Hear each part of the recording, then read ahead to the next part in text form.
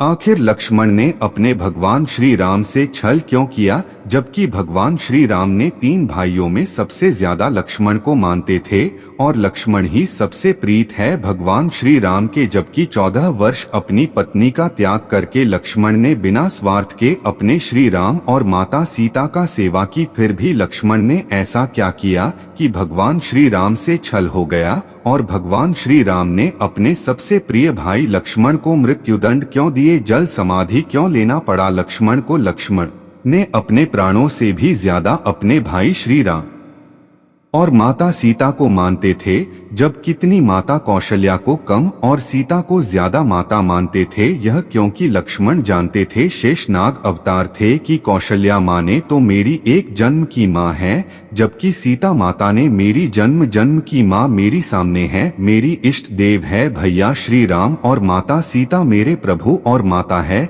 इसलिए भगवान लक्ष्मण ने सीता और प्रभु को अपने प्राणों से ज्यादा प्रेम मानते थे और उनकी सेवा करते थे। बिना उनकी सेवा की उनको ना भूख नींद प्यास कुछ ना, यहाँ तक कि उन्होंने 14 वर्ष तक के लिए भी नींद को त्याग कर दिया था। फिर भी ऐसा काम हो गया लक्ष्मण से कि प्रभु श्री राम की आज्ञा को तोड़ दी और प्रभु श्री राम से चलकर गए। चले जानते हैं पूरी सच्चाई को। आखिर क्या है सच्चाई। यमराज यह जानते थे कि भगवान की इच्छा के बिना भगवान न तो स्वयं शरीर का त्याग करेंगे और न शेषनाग के अंशावतार लक्ष्मण जी। ऐसे में यमराज ने एक चाल चली। एक दिन यमराज किसी विषय पर बात करने भगवान राम के पास आ पहुंचे। भगवान राम ने जब यमराज से आने का कारण पूछा तो यमराज ने कहा कि आपसे कुछ जरूरी बातें करनी है। भगवान राम यमराज को अपने कक्ष में ले गए। यमराज ने कहा कि मैं चाहता हूं कि जब तक मेरी और आपकी बात हो उस बीच कोई इस कक्ष में नहीं आए। यमराज ने अपनी बात को आगे बढ़ाते हुए कहा कि अगर कोई बीच में आ जाता है तो आप उसे मृत्युदंड देंगे। भगवान राम ने यमराज की बात मान ली और यह सोचकर कि लक्ष्मण उनके सबसे आज्ञाकारी हैं, इसलिए उन्होंने लक्ष्मण जी को पहरे पर बैठा दिया। यमराज और राम जी की बात जब चल रही थी उसी समय दुर्वासा ऋषि अयोध्या पहुंच गए और राम जी से तुरंत मिलने की इच्छा जताई। लक्ष्मण जी ने कहा कि भगवान राम अभी यमराज के साथ विशेष चर्चा कर रहे हैं। भगवान की आज्ञा है कि जब तक उनकी बात समाप्त नहीं हो जाए कोई उनके कक्ष में नहीं आए। इसलिए आपसे अनुरोध है कि आप कुछ समय प्रतीक्षा करें। ऋषि दुर्वासा लक्ष्मण जी की बातों से क्रोधित हो गए और कहा कि अभी जाकर राम से कहो कि मैं उनसे मिलना चाहता हूं, अन्यथा मैं पूरी अयोध्या को नष्ट होने का शाप दे दूंगा। लक्ष्मण जी ने सोचा कि उनके प्राणों से अधिक महत्व उनके राज्य और उसकी जनता का है, इसलिए अपने प्राणों का मोह छोड़कर लक्ष्मण जी भगवान राम के कक्ष में चले गए। भगवान राम लक्ष्मण को सामने देखकर हैरान और परेशान हो गए। भगवान राम ने लक्ष्मण से पूछा कि यह जानते हुए भी कि इस समय कक्ष में प्रवेश करने वाले को मृत्युदंड दिया जाएगा, तुम मेरे कक्ष में क्यों आए हो। लक्ष्मण जी ने कहा कि दुर्वासा ऋषि आपसे अभी मिलना चाहते हैं। उनके हठ के कारण मुझे अभी कक्ष में आना पड़ा है। राम जी यमराज से अपनी बात पूरी करके जल्दी से ऋषि दुर्वासा से मिलने पहुंचे। यमराज अपनी चाल में सफल हो चुके थे। राम जी से यमराज ने कहा कि आप अपने वचन के अनुसार लक्ष्मण को मृत्युदंड दीजिए। भगवान राम अपने वचन से मजबूर थे। राम जी सोच में थे कि अपने प्राणों से प्रिय भाई को कैसे मृत्युदंड दिया जाए। राम जी ने अपने गुरु वशिष्ठ जी से इस विषय में बात की तो गुरु ने बताया कि अपनों का त्याग मृत्युदंड के समान ही होता है, इसलिए आप लक्ष्मण को अपने से दूर कर दीजिए, यह उनके लिए मृत्युदंड के बराबर ही सजा होगी। जब राम जी ने लक्ष्मण को अपने से दूर जाने के लिए कहा तो लक्ष्मण जी ने कहा कि आपसे दूर जाकर तो मैं यूं भी मर जाऊंगा, इसलिए अब मेरे लिए उचित है कि मैं आपके वचन की लाज रखूं। लक्ष्मण जी भगवान राम को प्रणाम करके राजमहल से चल पड़े और सरयू नदी में जाकर जल समाधि ले ली। इस तरह राम और लक्ष्मण दोनों ने अपने अपने वचनों और कर्तव्य का पालन किया। इसलिए कहते रघुकुल रीति सदा चली आई, प्राण जाए पर वचन न जाई। भगवान राम 14 वर्षों तक वन में रहे। इसी काल में रावण ने देवी सीता का छल से हरण कर लिया और जब भगवान राम सीता को ढूंढते हुए मलय पर्वत पर पहुंचे, वहां पर उनकी मुलाकात वानर राज सुग्रीव से हुई। सुग्रीव अपने बड़े भाई बाली के डर से पर्वत पर छिपा हुआ था। जब राम ने सुग्रीव को सीता हरण की बात बताई तो सुग्रीव ने कुछ आभूषण राम को दिए, विमान से लंका जाते समय जिन्हें देवी सीता ने लंकापति रावण की नजरों से बचाकर वहां गिरा दिया था। इन आभूषणों को देखकर भगवान राम ने लक्ष्मण से पूछा, तुम देवी सीता के बाजूबंद, कर्णफूल, हार और पायलों को देखो, क्या तुम इन्हें पहचानते हो? द्रविड़ शैली में बनाया गया है ये मंदिर। भगवान राम के इस प्रश्न को सुनकर लक्ष्मण जी रोते हुए बोले, हे प्रभु, मैं देवी सीता के न तो बाजूबंद को जानता हूँ न उनके कुंडल पहचानता हूँ। मैं तो देवी सीता के पैरों की वंदना करता हूँ, इसलिए मेरी दृष्टि हमेशा उनके चरणों पर रहती है। मैं केवल उनके चरणों में रहने वाली पायलों को पहचानता हूँ। लक्ष्मण जी की इन बातों को सुनकर भगवान राम की आंखों से आंसू छलक गए और लक्ष्मण को गले लगाकर रोने लगे।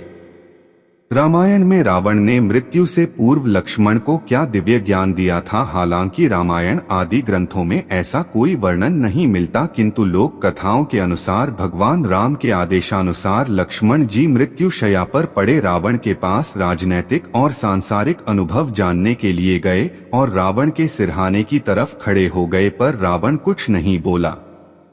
लक्ष्मण जी ने भगवान राम को वापस आकर यह बात बताई तो भगवान राम ने कहा कि रावण विद्वान है और तुम उससे कुछ सीखने के लिए गए थे, इसलिए तुम रावण के सिर की ओर नहीं वरन याचक की भांति पैरों की ओर खड़े हो। इस पर लक्ष्मण जी पुनः रावण के पास गए और उसके पैरों की ओर खड़े हो गए, जिस पर रावण ने लक्ष्मण जी को मुख्यतः 3 बातें बताई। 1, शुभ काम में कभी देरी मत करो क्योंकि तुम्हारी अगली सांस का पता नहीं है। मेरी इसी गलती के कारण मेरे अनेक कार्य अधूरे रह गए हैं क्योंकि मैं मद में चूर होकर उनको टालता रहा, अर्थात शुभस्य शीघ्रम। 2, अपने शत्रु या प्रतिद्वंदी को कभी कमजोर मत समझो। मैंने यही भूल की थी कि राम और तुम्हें केवल तपस्वी मानकर और तुम्हारी सेना को मात्र वानर, भालू, रीछ आदि मानकर कमजोर समझ लिया, जिस कारण मेरी स्वर्ण लंकपुरी और बंधु बांधव सहित तमाम कुल नष्ट हो गया। 3, अपने जीवन के रहस्य को जहां तक हो सके गुप्त रखो। मेरी नाभि में स्थित अमृत कुंड का भेद खुल जाना ही मेरी मृत्यु का कारण बना। ये उस वक्त की बात है जब प्रभु श्री राम को उनकी सबसे प्रिय माता कैकेयी ने 14 वर्ष के वनवास पर भेज दिया था। प्रभु अपने छोटे भाई लक्ष्मण और पत्नी सीता को लेकर एक वनवासी के रूप में वन में रहने लगे थे। कैकेयी ने राम को वनवास उस वक्त भेजा जब अयोध्या में भरत मौजूद नहीं थे। कैकेयी को पता था कि भरत ऐसा कभी नहीं होने देते।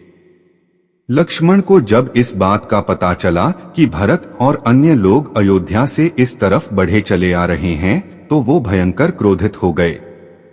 बिना सोचे समझे वो श्री राम से कहने लगे कि भरत आप पर आक्रमण करने की मंशा लेकर आ रहा है।